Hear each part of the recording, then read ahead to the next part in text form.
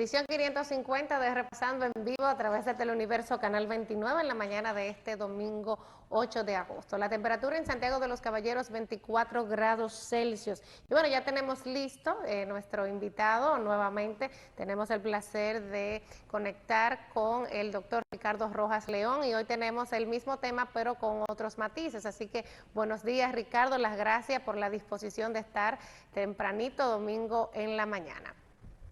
Buenos días, gracias por esta nueva invitación y vamos a ver cómo desarrollamos este tema en esta ocasión.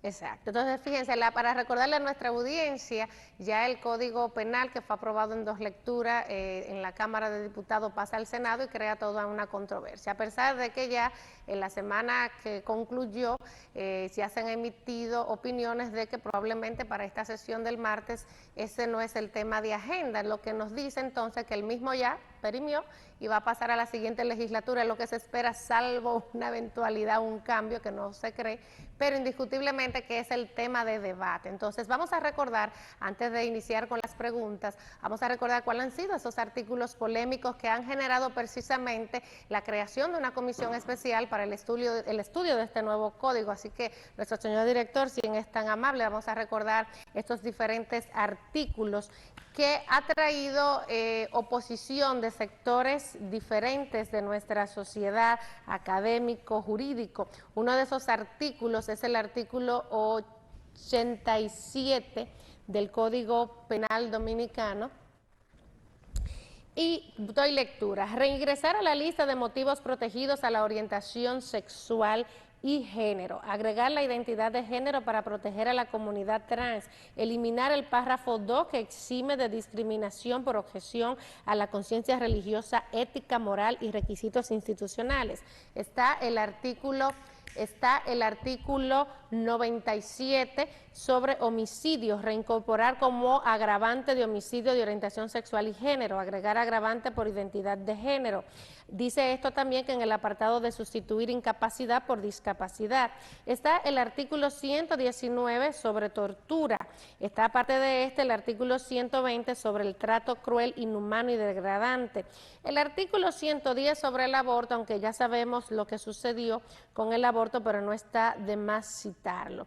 Eso han sido parte de los artículos polémicos. Está también el artículo, en este caso, el 306, que es la jurisdicción especial, también el 14. Entonces, hacemos la pregunta haciéndolo a modo de retrospectiva por lo que ha pasado.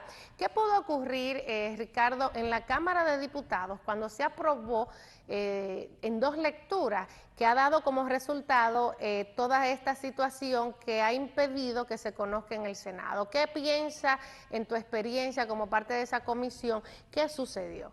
Para conocer el porqué, quizás esto que pudo evitarse precisamente en el proceso que tuvo la Cámara de Diputados.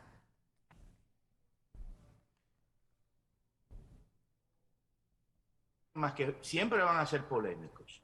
Por lo pronto el tema de las 3 causales estaba claro que no se iba a incluir en el código, ¿no? O sea, es un tema que incluso en el Senado había una mayoría que estaba dispuesta a aprobar el código sin 3 causales, porque realmente en el Congreso nunca se han aprobado las 3 causales.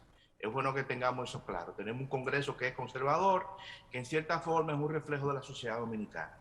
Ahora, ¿qué sucede? Después de la primera lectura, donde hubo alguna dificultad para introducir modificaciones en la lectura, incluyendo el artículo 302 de la corrupción, que se le iba a aumentar la pena, el proyecto fue a comisión de nuevo y en la comisión se le incorporaron, por ejemplo, todas las observaciones que hizo el grupo de abogados designado por el Poder Ejecutivo, salvo lo que tiene que ver con las 3 causales.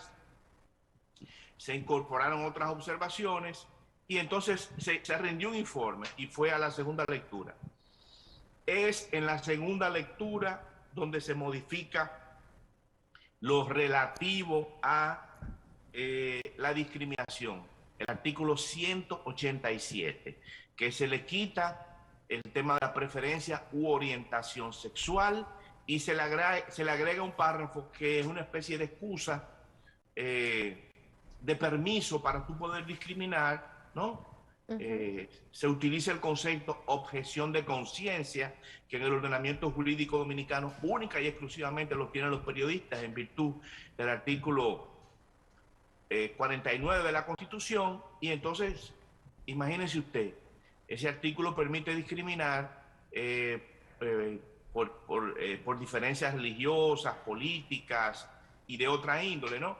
Entonces, a mí me parece que este ha sido básicamente el tema que detonó la gran oposición que ha surgido en el Senado de la República al proyecto de código. Los demás son detalles que son, digamos que, mejorables. El tema de la tortura, lo de los tratos crueles, inhumanos y degradantes, el tema de la jurisdicción en materia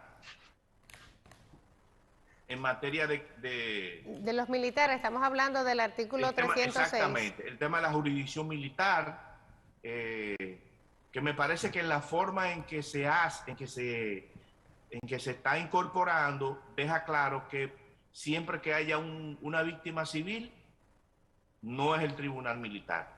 Siempre que hayan cómplices civiles, no es el tribunal militar. Siempre que haya un delito grave o muy grave, tampoco es el tribunal militar. Y siempre que sea un delito en contra del patrimonio público, no será el tribunal militar. Lo que se está planteando es que hay una serie de infracciones penales que generalmente se producen en el ámbito militar y que tienen que ver con situaciones militares. Imagínense, por ejemplo, un desertor, alguien que deserte en una guerra, ¿no? Entonces, ese es un tipo de delito que generalmente, no solo antes de la modificación del Código Procesal Penal, sino en casi todos los ordenamientos jurídicos del mundo, está reservado para los tribunales marciales, los tribunales militares. En este caso voy a traer aquí, a propósito de que estamos citando, ¿verdad?, esos artículos que han sido polémicos, dentro de las recomendaciones que se han hecho, en especial las más recientes son las observaciones que hizo la Procuradora General de la República. O sea, tenemos en las observaciones, que así mismo lo ha titulado doña Miriam, es casi un proyecto de tesis. Estamos hablando de 95 páginas y ahí hay unas cuantas citas, incluso hace algunas aseveraciones con relación a cómo muchas de esas estipulaciones pueden entorpecer la propia lucha contra la corrupción. ¿Qué nos podrías decir al respecto y sobre otros aspectos que ha sugerido la magistrada? Mira, probablemente, a mí me parece que los tipos de corrupción son un poco complejos. O sea, el lenguaje que se utiliza es muy, no ampuloso, pero es muy, digamos que es muy amplio. Entonces, cuando tú vienes de una cultura jurídica como la francesa, donde los tipos penales, digamos que se formulan de manera simple a una formulación compleja de los tipos penales, entonces, lógicamente, digamos que hay esa impresión, hay ese choque, ¿no? Yo pienso que sí, que se pueden simplificar. A mí particularmente me llamó la atención el hecho de que algunas de esas tipologías fueran un poco tan complejas, aunque les voy a decir lo siguiente. Esto es básicamente el mismo código del 2018, ¿eh? Estamos lloviendo sobre mojado. Más aún, este es el código de 2012-2013, con algunas enmiendas. Lo que se aprobó en segunda lectura en la Cámara de Diputados y fue enviado al Senado es un proyecto reintroducido, ¿no? Entonces, ahí hay una serie de cosas que prácticamente no se discutieron, se leyeron por encima. ¿Por qué? Bueno, porque tenemos 4 o 5 años discutiendo lo mismo. Y en la discusión pública no tengo que decirle que el tema del código se ha concentrado en un par de artículos, ¿no? O sea, ahí no se discutió la parte, públicamente por lo menos la parte dogmática no se discutió, y sin embargo se ha se ha mejorado enormemente a raíz de las propuestas del grupo de abogados del Poder Ejecutivo, ¿no? Ahí no se ha discutido el sicariato, el tema del ácido del diablo, se mejoró lo de las estructuras piramidales. En las versiones anteriores había un solo artículo, ¿no? Y ahora hay 2 artículos. O sea que yo pienso que sí, que hay tiempo para mejorar. Habrá que reintroducirlo porque definitivamente el martes no habrá forma de aprobarlo, a menos que convoquen para el miércoles de nuevo. O sea, si lo aprueban en primera lectura, lo declaran de urgencia, entonces pudieran eventualmente. Pero va a ser muy difícil porque parece que ya hay una disposición en las más altas instancias del Senado, y me refiero a la presidencia, que es la que coloca, la que confecciona la agenda de que este proyecto sea reintroducido en la próxima legislatura. Lo que habría que ver es dónde se va a reintroducir. La información que tengo es que el próximo 16 de agosto en la Cámara de Diputados se va a reintroducir. O sea y si a alguien se le ocurre reintroducirlo en el Senado, probablemente lo inteligente sería crear una comisión bicameral que produzca un informe y que el informe sea votado en ambas cámaras, ¿no? En este caso, Ricardo, esa propuesta que planteas, lógicamente estás diciendo, bueno, mira, salvo situaciones que digan que si se puede conocer o no el miércoles, pero eso es como muy complicado. Pienso que todo el escenario, como bien has planteado... ya perime, el código prácticamente ha perimido.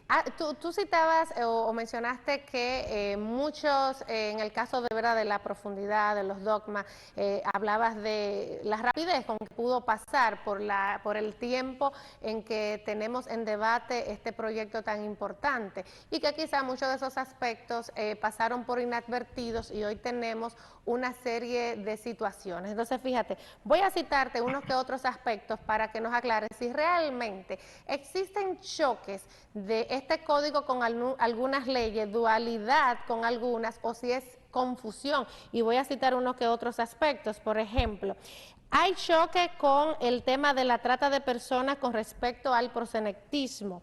Hay duplicidad donde se plantea, por ejemplo, el robo de identidad y luego se dice que este será perseguido conforme a la ley de delito electrónico. En el caso de la infamación e injuria, y aquí quisiera... que me explicara, que es algo en particular que estuve leyendo algunos aspectos del código. Si hay confusión en la aplicación o si hay un choque específicamente en la subsección 2 de la violencia doméstica con el concepto intrafamiliar y doméstico y la propia ley. Porque hay, por ejemplo, juristas, esto lógicamente ha despertado a la sociedad, al ámbito jurídico. Y esto puede, ¿verdad?, entre un jurista que es el principal, o en este caso el abogado, que es el actor principal de este sistema, es que se ve día a día en la aplicación de esto. ¿Qué nos podrías decir sobre esos aspectos que he citado? Si es que existe duplicidad, si es que hay choque con leyes ya que existen para aplicarse. Mira, lo primero es que en este código se diferencia claramente lo que es la violencia intrafamiliar de la violencia de género, o sea, en lo que se aprobó. Número 1. Número 2, no puede haber choque, porque hay un principio que dice que lex posteriori deroga a priori. O sea, si hay una norma que castiga un delito y ahora en el código hay otra norma que castiga un delito, entonces la norma anterior queda derogada, ¿entiendes? O sea, ahí no hay ningún tipo de problema, no habrá ningún tipo de antinomia. Y si hay una antinomia, entonces esa antinomia se resuelve bajo ese principio. Lex posterior deroga ley anterior, ¿no? Lo otro es que, fíjate, uno de los reclamos de una parte de la comunidad jurídica es que, bueno, que todos los tipos penales de todas esas leyes que andan por ahí se incluyan en el código. Eso es lo que se llama el principio de reserva de código. O sea, que todo esté en un código penal. Pero lógicamente eso es imposible. Eso es imposible porque aquí cada vez que se regula un aspecto de la vida o una actividad que no está regulada, se incluyen leyes, se incluyen sanciones penales.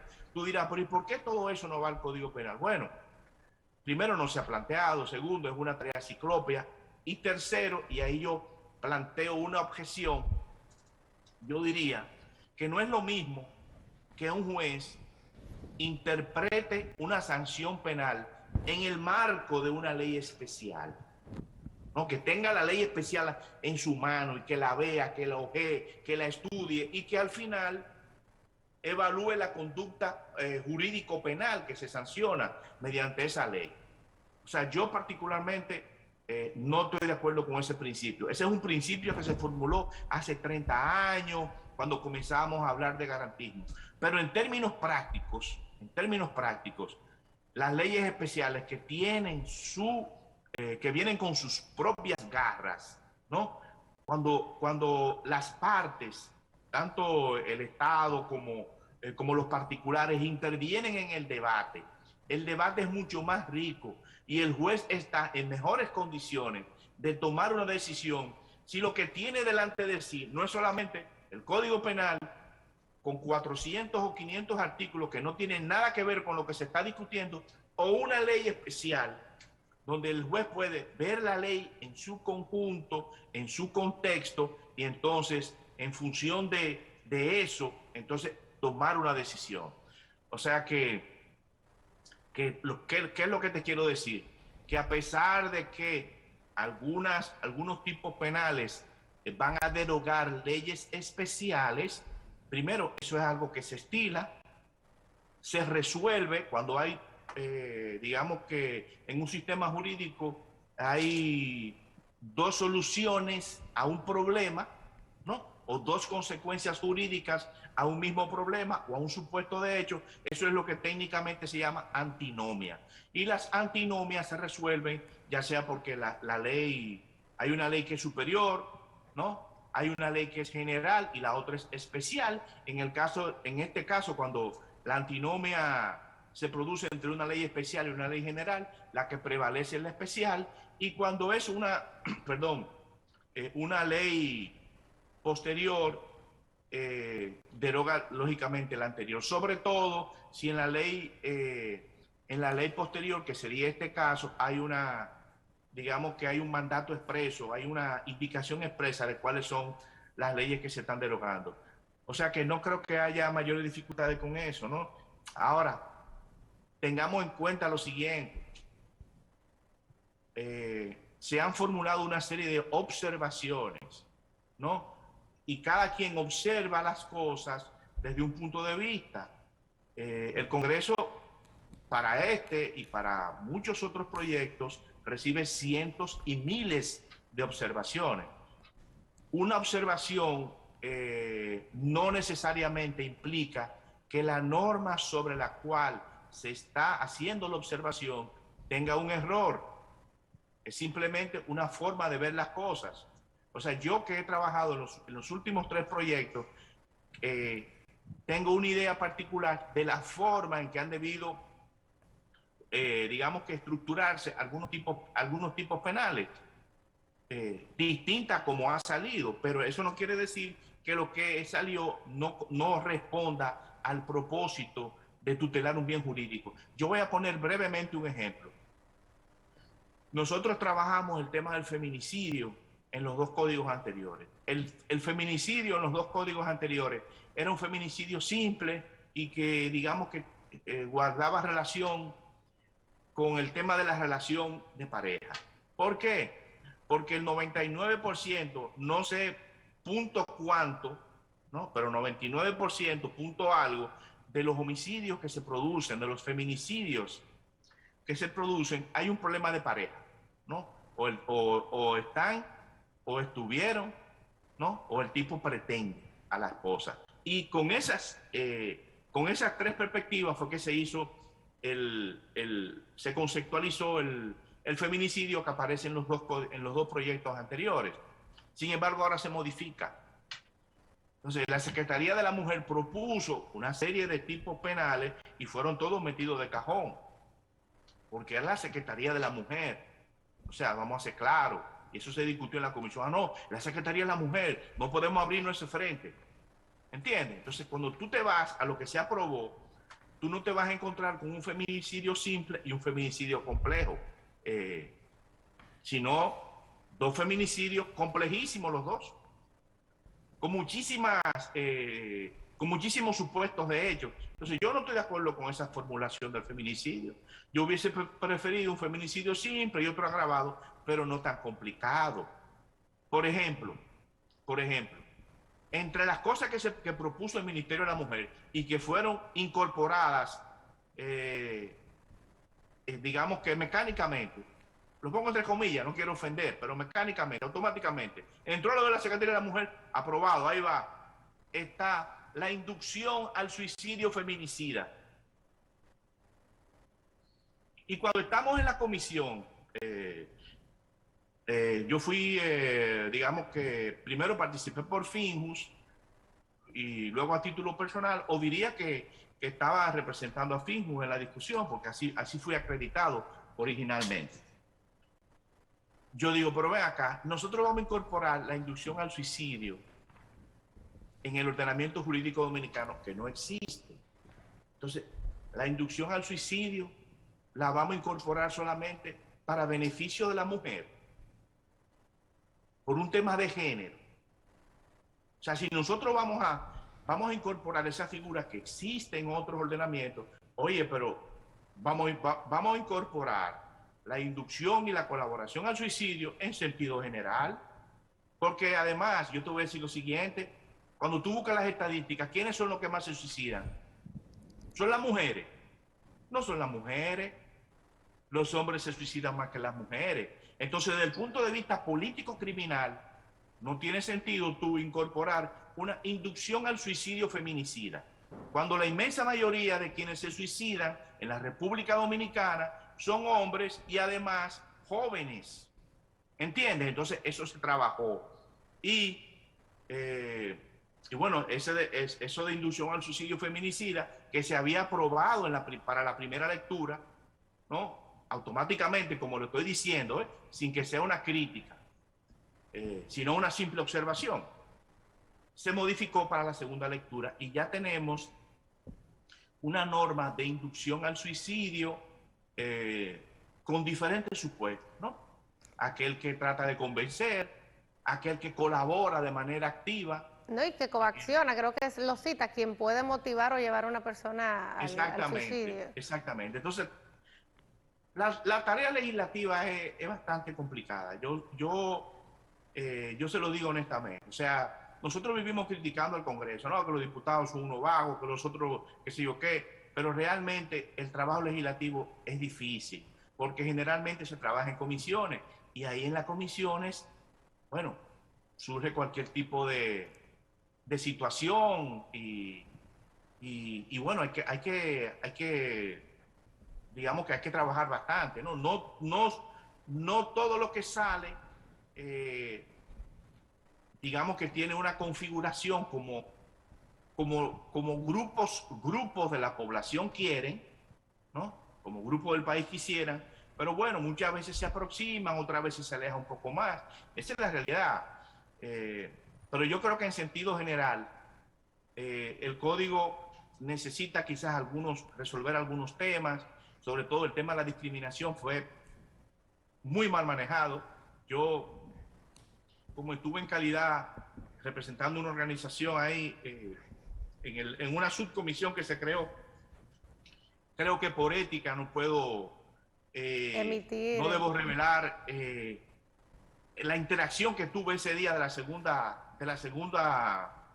lectura, no, o sea, creo que no es ético. Ahora, ustedes supondrán cuál fue mi posición por lo que yo he dicho después. O sea, que fue un error, ¿no? Es inconcebible que usted no incluya la preferencia u orientación sexual como un motivo de discriminación. Y lo peor es que le haya dado la objeción de conciencia a quien discrimina. O sea que es muy lamentable. Pero yo creo que con algunos meses de trabajo,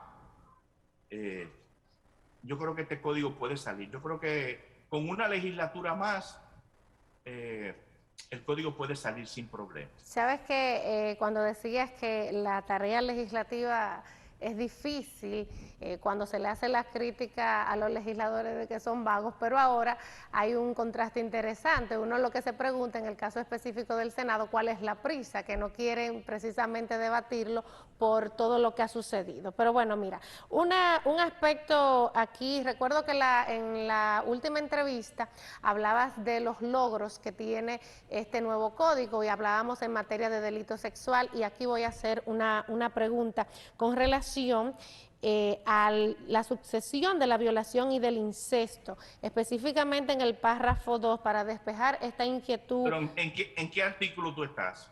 Yo estoy en la violación del incesto, la sucesión 1 de la violación y del incesto. Entonces tengo acá Sí. el párrafo 2 y lo voy a citar. Dice, el plazo Pero del...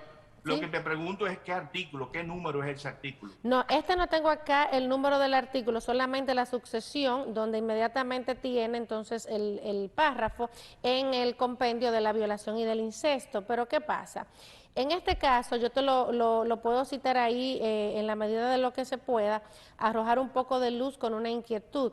El párrafo 2 cita de esa sucesión: el plazo de la prescripción en las infracciones de incesto o violación contra niños, niñas y adolescentes comenzará a computarse a partir de la mayoría de edad de la víctima y no de la comisión del hecho. Entonces, a mí me llama la atención que tomando Entonces, Ajá. sí, la historia de ese es la siguiente. No voy a decir que yo, pero la organización que yo representé en ese momento planteó que se modificara la prescripción. La prescripción actualmente se cuenta a partir del hecho. O sea, a un niño de 10 años, o lo voy a poner un poco más hacia atrás, un niño de 6 años lo violan, ¿no?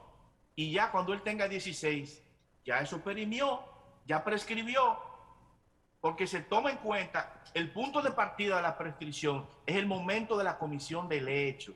Entonces, ¿qué planteamos nosotros a la comisión? Señores, miren, aquí hay una barbaridad. En otros países es mucho más. Por ejemplo, España hace un mes y algo, acaba de aprobar, creo que en primera lectura, asumo que ya tiene que haber sido convertido en ley, pero confieso que no le he dado seguimiento, aumentar la prescripción de 25, creo que de 28 a 35 años. O sea, a usted lo violan o la violan y entonces ese delito comienza a prescribir. Los 10 años comienzan a contarse cuando usted cumple 35. ¿Por qué? ¿Cuál es el sentido político, criminal e incluso humano de una norma como esa? Bueno, darle la oportunidad al ofendido, ¿no? Al que ha sido ultrajado, al que ha sido violado, a que tenga la madurez suficiente como para poder primero exteriorizar esa situación, o sea... Pero en este caso, Ricardo, aquí haciendo un paréntesis, tú dices que tenga tiempo, pero es precisamente lo que uno puede interpretar como chocante con la prescripción, en lugar de ser imprescriptible, porque estamos hablando de que el daño mayor a una víctima de violación es el psicológico. Incluso, hace un momento hablaba con las acusaciones al gobernador de Nueva York, Andrew Cuomo, que la gente le critica a la mayoría de víctimas de acoso. ¿Por qué hablar ahora? ¿Por qué después de tanto tiempo? Entonces, aquí, bueno, esta parte quizá puede ser sensitiva. Lo que pasa, mira qué es lo que pasa, Leina. Lo que pasa es que nosotros tenemos sistemas jurídicos diferentes. O sea, a veces, en el sistema nuestro jurídico, en nuestra tradición jurídico-penal, la prescripción es parte de la seguridad jurídica. Cuando se trabajó la modificación al Código Procesal Penal, creo que el artículo 49, si mal no recuerdo, se modificó, se incluyeron los delitos, los atentados físicos contra la persona, los atentados contra la vida, pero ahí no se incluyó la violencia sexual. Yo estoy plenamente de acuerdo de que debería ser imprescriptible, pero lo que se planteó en la comisión es que la prescripción parta de los 35 o de los 25 años. Ellos no quisieron y decidieron incluirla a partir de los 18. Yo creo que todavía a los 27 años, una persona que ha sido violada, sobre todo si la violación es continua, probablemente no está en capacidad de manejar ese trauma, ¿no? Y digamos que enfrentar a su agresor. Ahora, estoy plenamente de acuerdo en que sea prescriptible. Lo que estoy haciendo es que estoy explicando por qué es a partir de los 18 años. Actualmente es a partir del hecho. Y por eso una gran cantidad de violaciones y de incestos quedan impunes. Ahora, digamos que ha habido un paso que podemos calificar pequeño, gigante, importante, como quiera, ¿no? Y es que corre a partir de los 18. ¿Eso es mejorable? Definitivamente es mejorable, pero es mucho mejor que lo que tenemos, porque lo que tenemos es que ya a los 10 años, a partir del hecho, prescribe. Imagínate, un niño que haya sido violado a los 4 años, cuando tenga 14 ya, ese hecho prescribió, ¿entiendes? Pero sin duda alguna que eso puede ser mejorado. Ojalá que se amplíe y que sea, digamos, que sea imprescriptible. Que sería el mayor deseo, tomando en cuenta, ¿verdad?, el tipo de delito, exactamente. Te digo, los españoles están poniendo la prescripción que parte a partir de los 35 años. De los 35 años. O sea, sería de 35 a 45 años. Después de los 45 años, ellos consideran que ya es un tiempo suficiente y que hay una serie de situaciones jurídicas consolidadas que pueden verse afectadas por una conducta que aconteció, en mucho tiempo atrás. O sea, todo depende. Yo particularmente creo que debería ser imprescriptible. No veo ningún problema. Ahí estoy en totalidad de acuerdo con esa parte de la, ¿verdad?, de la imprescriptibilidad. Dos últimas preguntas con relación a esto. Vamos a plantear un escenario hipotético. Con todas estas situaciones que hemos visto en este nuevo proyecto del Código Penal, las objeciones, si se aprobara sin estas modificaciones, ¿qué problema puede esto traer? Por eso digo un escenario, ¿verdad?, hipotético, porque ya conocemos lo que ha pasado en el Senado, pero para comprender las implicaciones de todo lo que se está discutiendo. Bueno, depende de lo que estemos hablando. Por ejemplo, el tema de la discriminación ocasionaría dificultad. Ahora, ten en cuenta lo siguiente. Si la semana que viene se aprueba el código y la siguiente, el presidente lo promulga, porque hay un tema de promulgación, ¿no? O de observación. Yo creo que en esta coyuntura, con tanto ruido, ¿no? Digamos que en el momento en que el presidente cumple un año de gestión, yo en su lugar, con tanto ruido y con algunas cosas que evidentemente hay que modificar, corregir, me sentiría inclinado a observar. Fíjate, los 3 últimos códigos anteriores fueron observados: 2006, 2013 y 2018. Observados. Ahora, si el presidente promulga, ¿qué va a pasar? Bueno, que el código entre en vigencia dentro de un año. Dentro de un año, porque tiene una vacatio legis de 12 meses. Entonces, ¿qué puede pasar en esos 12 meses? Bueno, que se corrijan algunas de todas estas situaciones, se pueden corregir. Una ley, se prepara una ley especial que de manera expresa modifique los artículos que ya han sido objeto de cuestionamiento, de discusión, y cuando entre en vigencia el código, entonces ya el código estaría, digamos que el código estaría, digamos, exento de esas dificultades. Si eso no se hace, entonces el código arrastraría esas limitaciones que se han formulado públicamente, muchas de las cuales yo comparto, ¿no? Hay, por ejemplo, una observación de la procuradora en el sentido de que en vez de ponerle a cada artículo que la tentativa, que este delito se castiga en el modo de tentativa, que haya una cláusula general. Yo comparto eso, ¿entiendes? Y como decía, comparto el hecho de que los tipos penales de corrupción deben simplificarse un poco más. Porque desgraciadamente cuando usted complejiza el tipo penal, del que sea, entonces usted está creando una gran dificultad probatoria. ¿Sabe? Ya en estos 2 últimos minutos que nos quedan, hay, como pasa con todo tipo de temas, hay detractores, hay quienes simplemente lo ven bien, otros que lo ven regular, incluso se le ha hecho crítica de que si la razonabilidad o no del código, que si entra en contradicción, y ahí citamos unas que otras que han suscitado y tú las has aclarado. Ahora, ¿cuáles serían las recomendaciones finales para no repetir errores? ¿Qué entiendes tú en tu experiencia, que has sido parte de representante de la formación de esto? ¿Qué les recomiendas al Senado con todo esto? Modificar, debatir más, porque aquí en estos últimos días hemos visto, por ejemplo, en el caso de la Finjus, hemos visto ahora recientemente la procuradora hacer estas observaciones. Entonces, cuando hablamos del jefe del Ministerio Público hacer las observaciones, estamos hablando de los principales actores del sistema. Entonces, ¿cuáles son tus recomendaciones finales en el tema de este proyecto del Código Penal? Mira, evidentemente el Código Penal habrá que reintroducirlo.